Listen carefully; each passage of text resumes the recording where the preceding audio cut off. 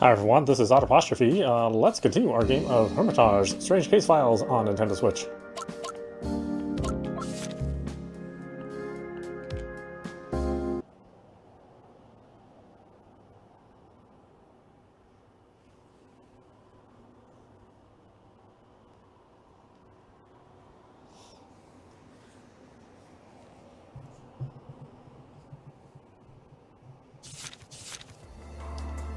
One after the other, the four small, confused cats walk outside, embarking on their very own grand journey.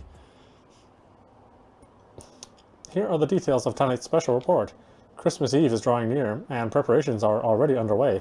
Among one of the most anticipated events this year is, of course, the city's very own traditional annual Christmas parade. This year's parade, in particular, has attracted worldwide attention due to the participation of very important political summit members. It is shaping up to be the biggest and most record-shattering Christmas parade yet. The departments in charge have said they will do their very best to ensure it will be a peaceful parade that everyone can enjoy. Much effort is being put into keeping the streets safe. Same as every year. This night is a particularly lonely one. Entering a new millennium, the feeling of melancholia is especially strong tonight. It's too quiet. Without an echo around, it feels as if the whole building has come to an abrupt standstill. Usually she livens the place up.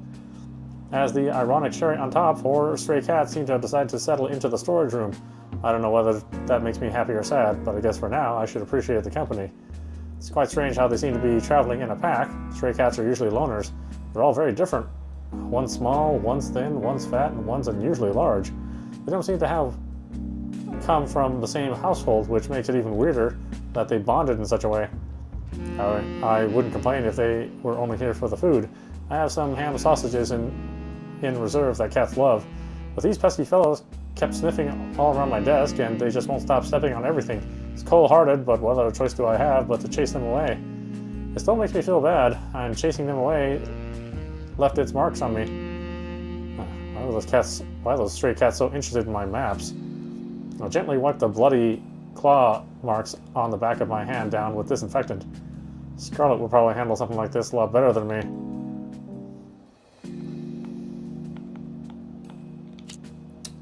Well, let's see. I had a mysterious dream. I shouldn't have looked directly at that monster. Guys, I browsed some of the stories and posts on the mystery horror board yesterday. Bad idea in retrospect. Absolutely ruined my night. I had some way too vivid nightmares. Obviously, cause the internet's at fault, and I'm blaming you all. Just kidding. Allow me to share. So here it is. In the dream, me and a group of others are hiking through a pretty nice forest, taking in some of the sights nature has to offer. Through the dense trees, we suddenly see a tall mountain appear before us, looking quite ominous. Being the intrepid adventurers we are, we instantly agree unanimously to climb it. It's an insanely long climb, and every single time we think we've reached the end, it's as if the mountain suddenly grows higher. Or maybe we're back at the beginning? Anyway, it takes us forever, like 1 or 2 weeks, but then we reach the top, utterly exhausted. We see an imposing altar with all kinds of offerings. A brine, pig's feet, chicken heads, the usual stuff. A figure in black, in a black long cloak with a hood approaches us and immediately orders us to kneel down. We're all blindfolded and told to pray to the god of the mountain, for we have trespassed in his kingdom. As we recite the prayers given to us by the hooded figure, we hear thunder and rain crashing down, right before a voice speaks to us. It's strange, some sort of telepathy, because the voice is right inside my head. It doesn't sound human at all, but I can't define it. Strangely enough, what it tells us is still completely clear. We have to leave the mountain the way we came without taking off our blindfolds. In return, we'll be granted eternal life. The alternative is a violent sudden death and a descent into madness. At the foot of the mountain, I think to myself, who wants eternal life anyway? And take off my blindfold. Everything is just one big whirlwind of shadows, but not always pitch black. It's like a storm of thunder and colors, you know. On top of the mountain, a gigantic leviathan of a creature looms over everything, with tentacles swarming all around it. As soon as I gaze upon it, my heart stops and I suffocate. I wake up and my dorm buddy is loudly snoring next to me. That's when I realize it was all a dream, although a super messed up one. A few days later, I still felt a little unwell, so I went to the school nurse to get some medicine. They gave me something that I hope does the trick, otherwise I'll have to check in with an actual hospital. The other 2 guys in my dorm are now away for an internship, so there's not much I can do to take my mind off feeling sick. I'm pretty much stuck here on my own. I'm not motivated to do anything, although I should really trim my beard. And my nose hair. Good God. It's so nasty. Why do I have to shave it? I'd much rather just stick a candle up my nose and burn it all the way, once and for all. One hair sticks out way too far, and I'm always reminded that those tentacles when I look in the mirror. And that's just on top of feeling sick all the time. Do you know how hard life is when you feel like vomiting when you see your nose in the mirror? Ah, my stomach still hurts. I once had a disgusting dream in which I carried a cooked baby's head in my pocket. I hid it from the police in a dark alley and sometimes pulled it out to chew on it a little bit. When I woke up, I had a really nasty taste in my mouth for hours.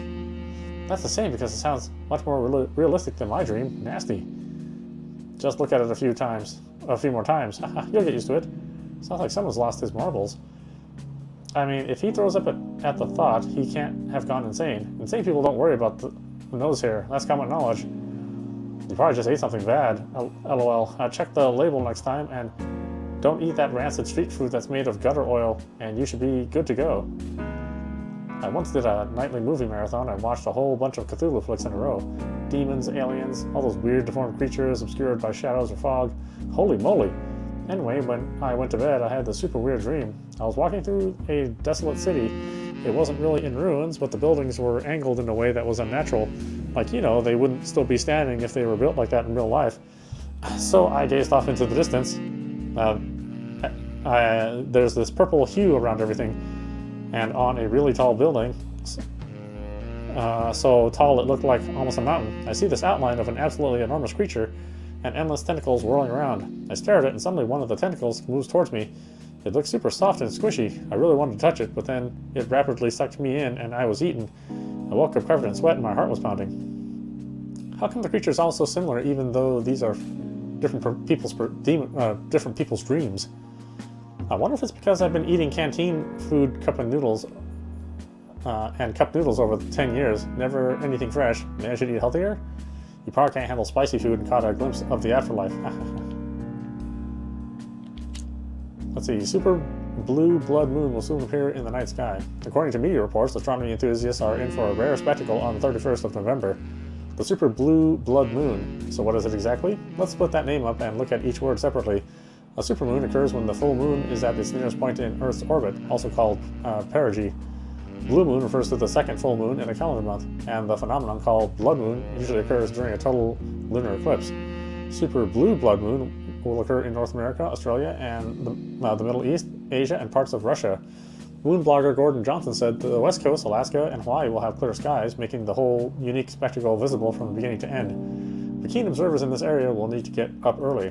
People who live in other regions or in places where the weather isn't playing along can watch the whole thing live on NASA TV. The Griffith Observatory in Los Angeles will also be showing a live feed on their website. Any list of all the places, including smaller ones, where it's going to be visible? What about Rome? Can you see it from there? BlueMoonRising.jpg. So, is it a blue moon or a blood moon? I don't get it. If it's a blue moon, isn't it just a second full moon? What's that blue moon game called again? Too lazy to look it up. It's mostly known because of its ads. I'm sure you've seen them. Quite a few celebs endorse it.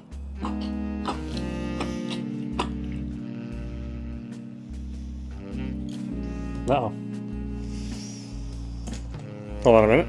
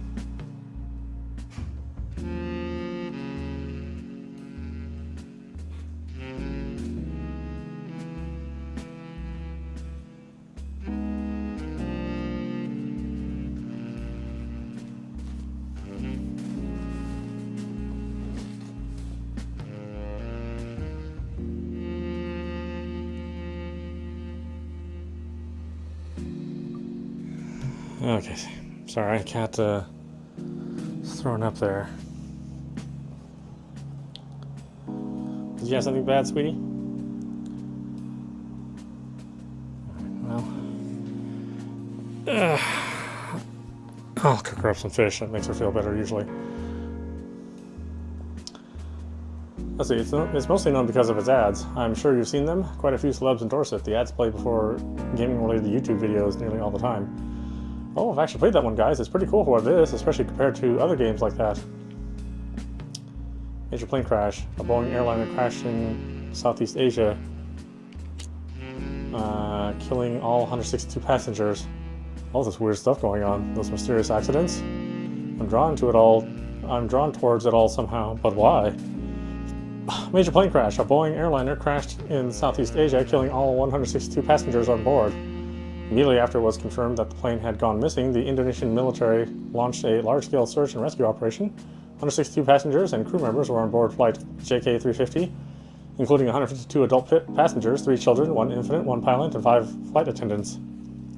A spokesman for the Bureau of Search and Rescue confirmed that the airliner crashed into the ocean. First estimates point to nobody having survived the crash, and various remains have been located. The crew of the Search and Rescue Bureau reported that the wreckage of flight JK350 was found in the waters near Manila. A large number of mobile phones, purses, life jackets, and other items were found floating near the wreckage and surrounding area. The huge search radius makes it very hard to find all the scattered evidence. Due to the sudden, unexpected nature of the incident, our embassy is currently in the process of checking with Indonesia to see if there were any Chinese tourists on board the flight, and will follow up with a corresponding announcement as soon as more is known. The aircraft involved in this case was a Sonic 767 MAX 8. The aircraft was delivered on August 13th of this year and had only been in use for 3 months. Crashes always reflect badly on the airplane companies, especially those involving new planes. It is a sign to potential customers that there might be bigger problems going on in the background, and their trust in the airline's competence is shattered. The question that remains is, should you upgrade your insurance if you plan on taking a trip to Thailand this year? Another one? Just how many planes have crashed in Southeast Asia over the years? I don't think a better insurance would help here, to be honest. Who even wants to travel by plane anymore? It's like signing your own death certificate these days. Pay for the flight and get a free burial at sea included? Isn't there some penalty for such accidents? How can it be that all those official organizations suddenly start playing dumb when lives are at stake? They've probably just given up on trying to fix the underlying technical problems. Those small foreign airlines operate on such small budgets that, sadly, safety is of zero concern. These companies start flights during a typhoon warning and make landings in the middle of storms like that's the norm. There's something shady going on here. What? Sounds like science fiction. Lots of wild theories have been sparked over the last few years as far as I'm concerned, including a popular one involving the Bermuda Triangle and a crashed medium-sized airliner. It wasn't covered in the news all that much because a few people died, seeing as the plane was just doing a flight test without any passengers on board. Ever since that crash, the other planes passing over the alleged crash site have regularly reported strange disturbances, such as their navigational instruments malfunctioning. Luckily, these days, navigation works via satellite, and it's a surefire way to stay on the right flight path and maintain the appropriate altitude. But it really makes you think, doesn't it? So far, nothing has been found down there, as far as I'm aware. And you think this case was similar? Not sure. We can't tell unless an official flight record is made public. The site I usually browse when it comes to this kind of stuff doesn't have any information on this one. Seems sketchy.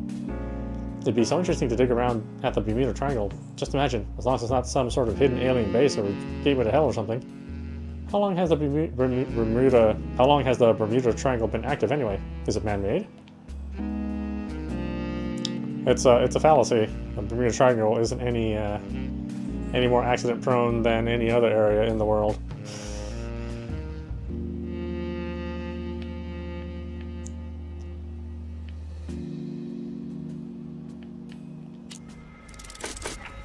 Been proven statistically. Meow meow meow meow. Meow meow meow meow meow. Meow meow meow meow. Although people like to think that cats are lazy animals and sleep most of the day, that's far from true. In reality, they rarely fall into a deep sleep, for they are predators by nature, always alert and ready to pounce on their prey, even when they appear to be relaxing. They are ready to attack or flee even at the slightest signs of disturbance. To them, the unpredictable, bustling city is a reflection of their lives. Neko wakes up earlier than usual today. Sleep alone isn't enough to get rid of the heavy exhaustion or the emotional scars Scarlett's extensive pampering has caused. Along with the first rays of light come sounds that she never paid attention to as a human. Now they are enough to get on her nerves and disturb her precious sleep. Never before have human footsteps sounded so annoyingly loud to her. The ear-shattering screech of bicycle brakes is enough to make her feel like she's dying. Memories of her human life flash before her eyes, which confuses her for a moment. Right, just a second. Oven's ready.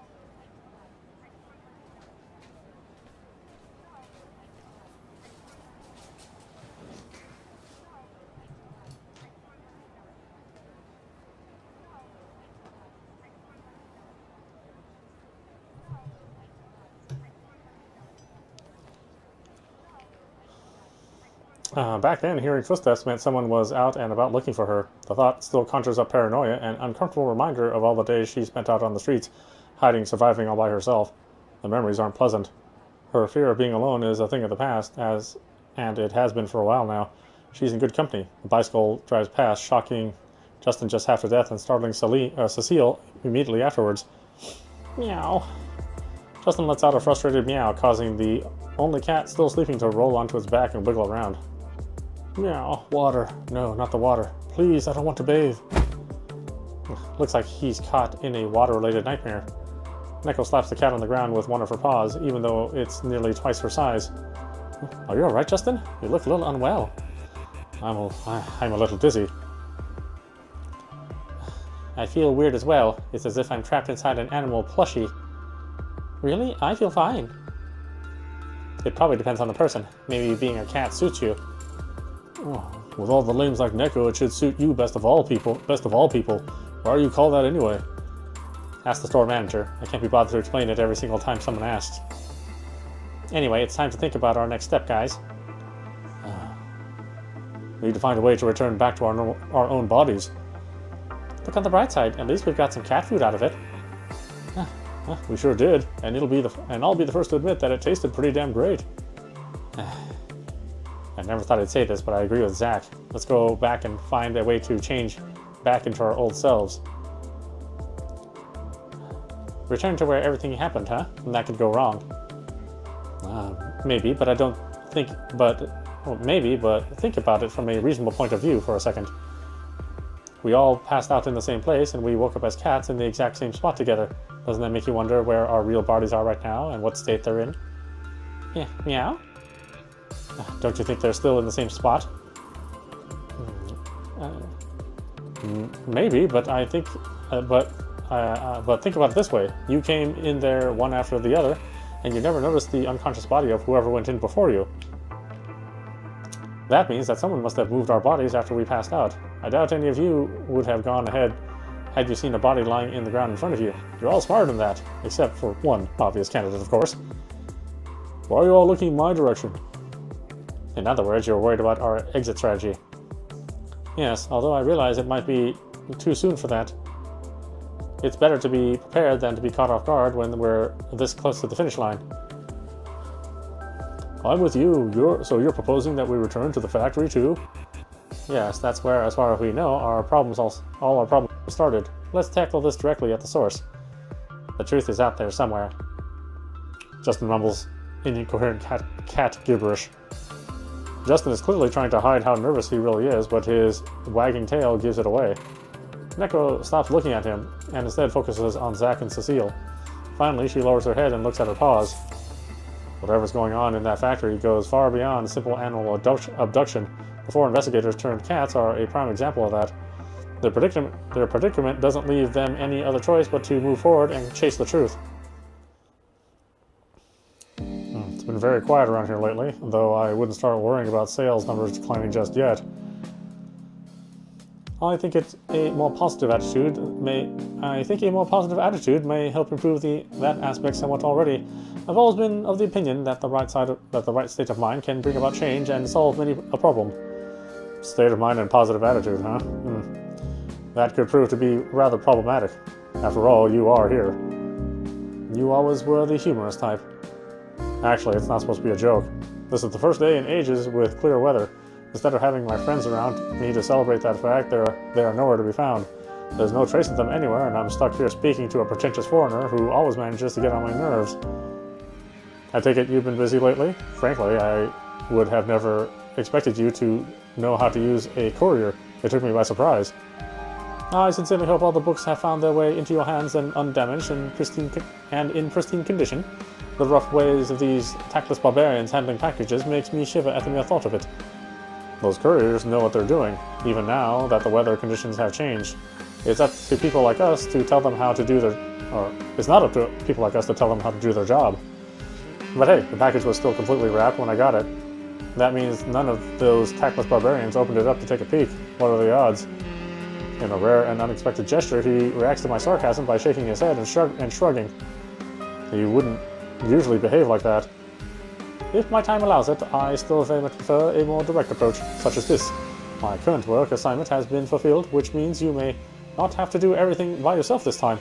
That is something to be joyous about, wouldn't you say? Work? Did I hear that right? You certainly did. Make no mistake, my position is not as far above as your own. My position is not as far above your own as you may believe. Maintaining the status quo requires great effort which I am, for personal reasons, happy to put in. What for? For my own safety? You have not forgotten about my goal, have you? I do not reply, reaching for an ancient-looking book instead. Last time I received a book from you, it attracted some unwanted attention. This place may not be as safe as you think it is, and if I'm really being watched, there will be no easy way for me to escape. I flip through the book in my hands without looking up. The city is a mess. Strange events keep piling up on top of each other. Can you really be sure that your old friends don't suspect this place? They do not, as far as I know. These events you mention accumulate, causing chaos and confusion amongst the citizens. Yet they have never upset the balance. I should be thankful to whoever is responsible for keeping them at bay, the unsung hero. It seems like there is a lingering hesitancy that has stopped more drastic measures from being employed. It is a perfect amount of chaos. Just which Hollywood movies do you get all your villainous quotes from? It's all quite simple. The city is experiencing shifts in its equilibrium, yet from the outside all that can be seen is a raging storm. We don't just see it, we're right in the middle of it. Every other week there's some new unsettling story. The city's inhabitants are growing increasingly worried, and if this keeps up, they may all be scared away before we manage to clean up the mess. Who knows, there may be many people who prefer turning a blind eye and going through life oblivious. You can keep those morbid pearls of unnecessary knowledge to yourself. Public sentiment is a difficult thing to grasp, and until the dust settles, no one knows what the people in power are really thinking. I don't think it necessarily has anything to do with the higher-ups. What do you mean when you say unsung hero? Oh, would that not be you?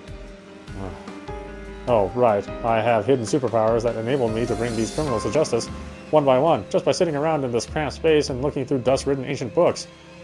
To be more precise, those criminals are facing a kind of justice much more severe than the law. Whatever, none of that has anything to do with me. I was merely under the impression that conducting your own investigation might be the best way to go about it, especially given your unwavering curiosity. You make it sound easy. If anything, my statement emphasizes the fact that I have the utmost confidence in your abilities. Your politeness only makes me wonder even more about how you're connected to this storm. Connected? There is indeed a connection, I won't dispute that, but I would very much like for the connection to be severed, preferably sooner rather than later. I share your sentiments. There may well be a connection between the series of events. However, I am sorry to admit that even I cannot see it. He has always been a wordy and pretentious fellow, but today he seems to be beating around the bush even more than usual. That could either mean he's trying to hide something, or he really doesn't know anything. Either way, he appears to be in a good mood today. You're offering me an opportunity to go outside and do some poking around, so thanks for that. At first I thought you were only keeping me here for your own purposes, but I've discovered another reason.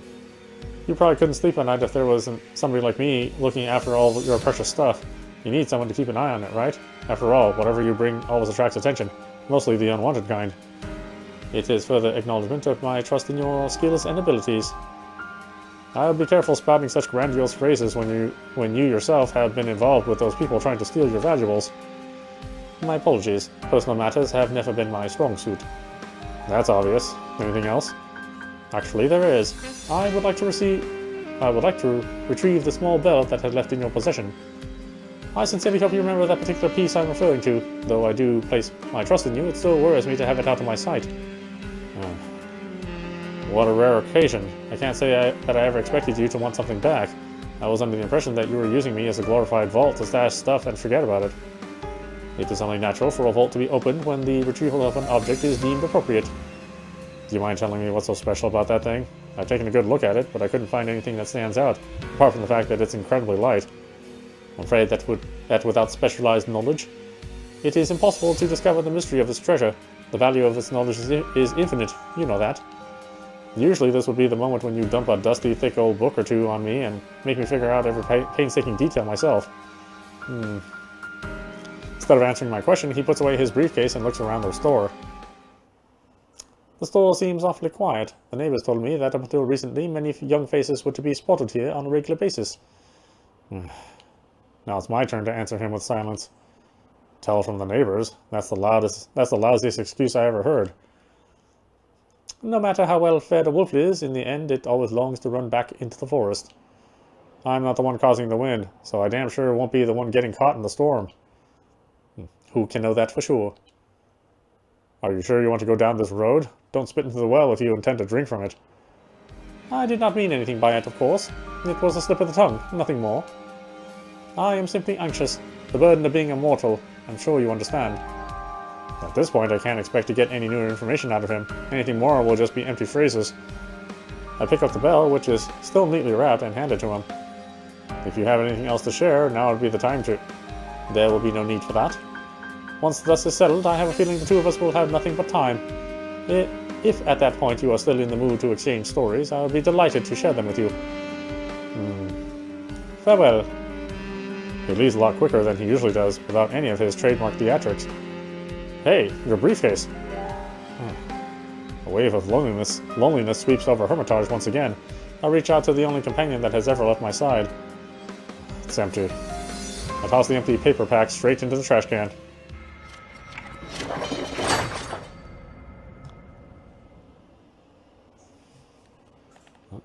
Oh, we got books. We got books. Oh, we got a lot of books. I mean, let's go through and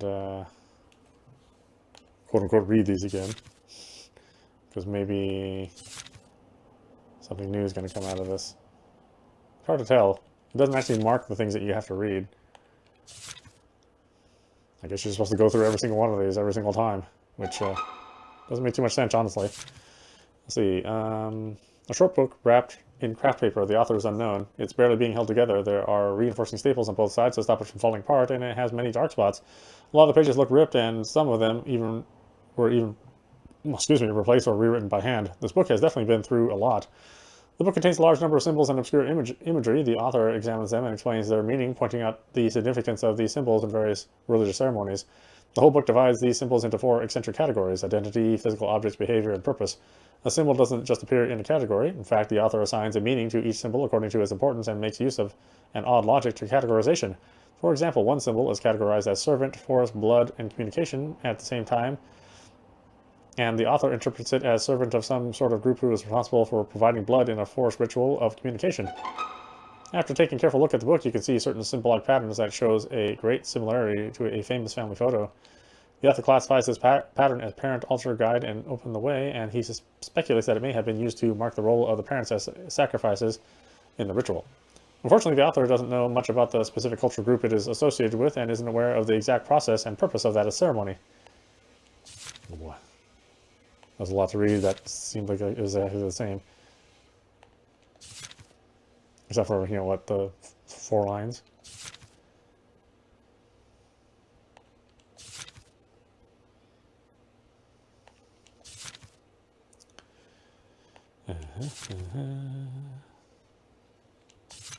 Oh, darn it.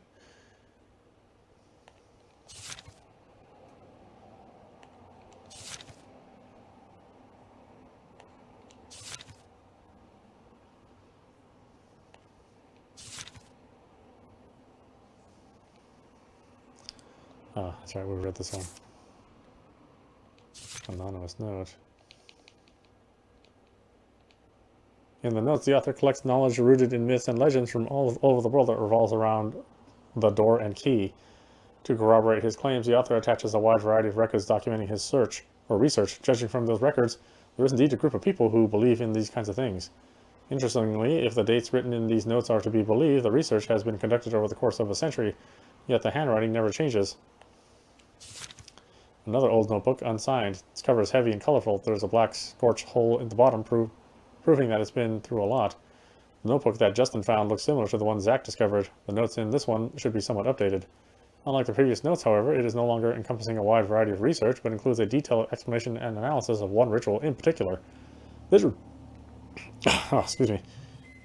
Hold on a minute.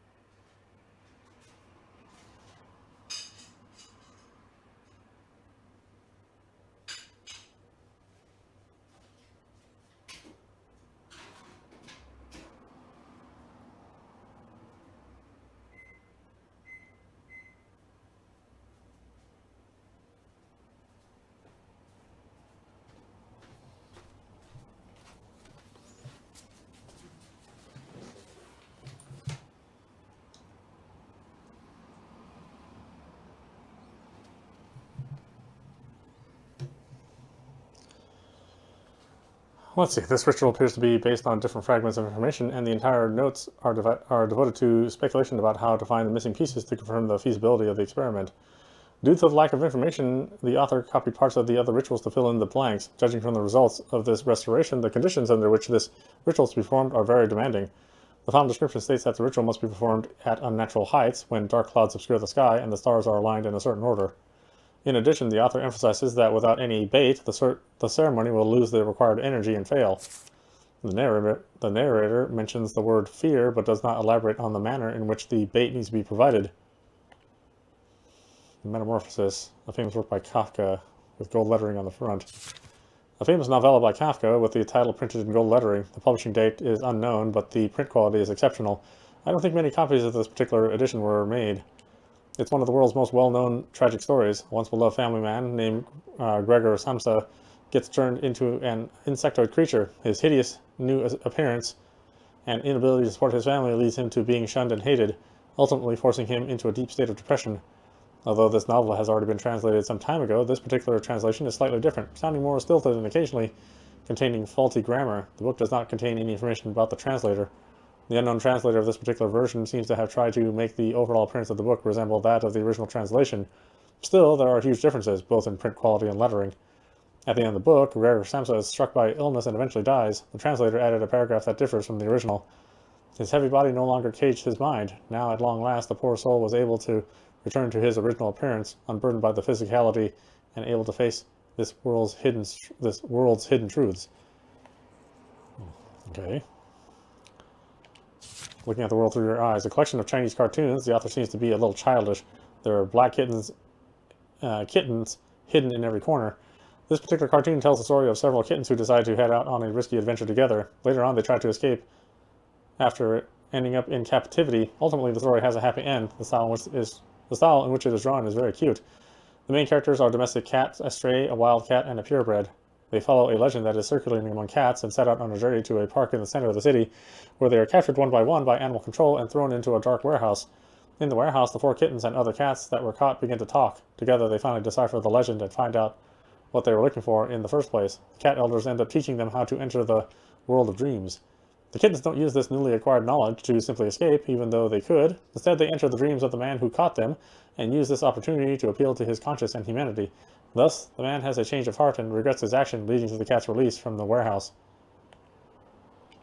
This is all the Cthulhu stuff. I don't imagine there's anything new in the Cthulhu stuff.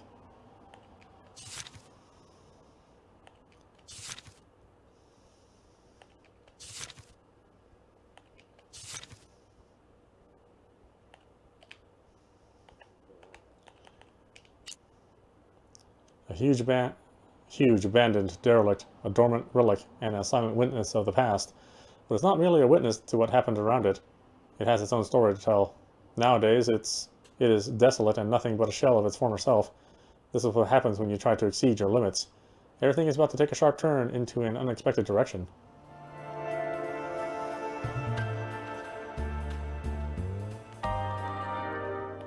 Alright, let me take care of my cat first. My own cat.